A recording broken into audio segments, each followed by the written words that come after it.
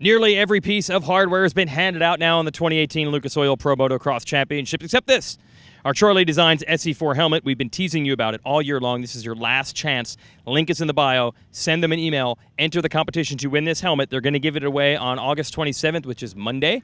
So look at the @Charlie Designs Instagram page, and they will announce the winner. They'll also email you if you're not cool enough to be on Instagram. But seriously, who isn't? Like, I went to Loretta's, and there were 50-year-old guys in the 50-plus class that are on Instagram. So we know you are, and you'll see if you're the winner of this helmet. Big thanks to the folks from Charlie Designs for supporting these videos. As for the racing here at Ironman, I said at Unadilla the only thing we were missing this year was a good old-fashioned mutter. That wasn't a mutter, actually, now, because compared to today, that was like riding in the desert.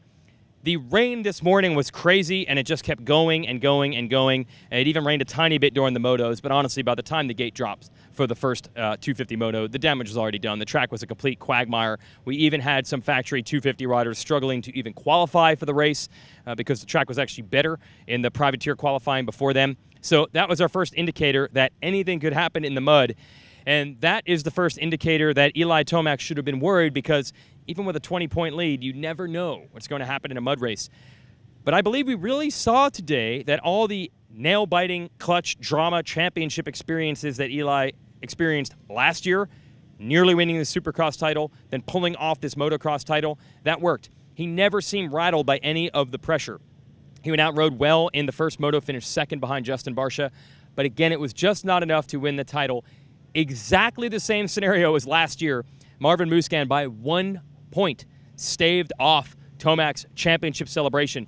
And then to add a little more drama for Eli, they added a half-hour break between the motos that we don't normally have in order to have more time to perform track maintenance. So Eli had another half hour to think about things, to get nervous, to worry about all the problems you could potentially have in the mud. It honestly didn't seem like he was worried about it at all. Musquin even lined up next to him on the gate in the second moto, so Eli knew that he was going to get cut off and roosted. Even that didn't bother him. So now we are officially looking at the Eli Tomac who's been through so many clutch situations that he can shrug that all off. He finished like 8th or something in the second moto, but that's all he needed to do to win the title. Plus, for Musquin to have a chance, he had to win the second moto. Marvin rode well today and ended up on the overall podium, but he didn't win the race like he needed to.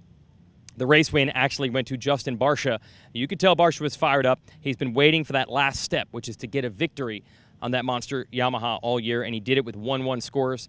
Had a challenge from Ken Roczen in the second moto for a bit, but was able to stave that off. So Barcia ends the year with a huge, huge victory for his career, first one in 3 years, and Tomac ends it with the 450 National Championship.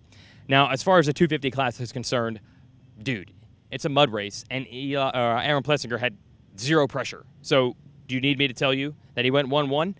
So that's not news. I'll give you a little tidbit.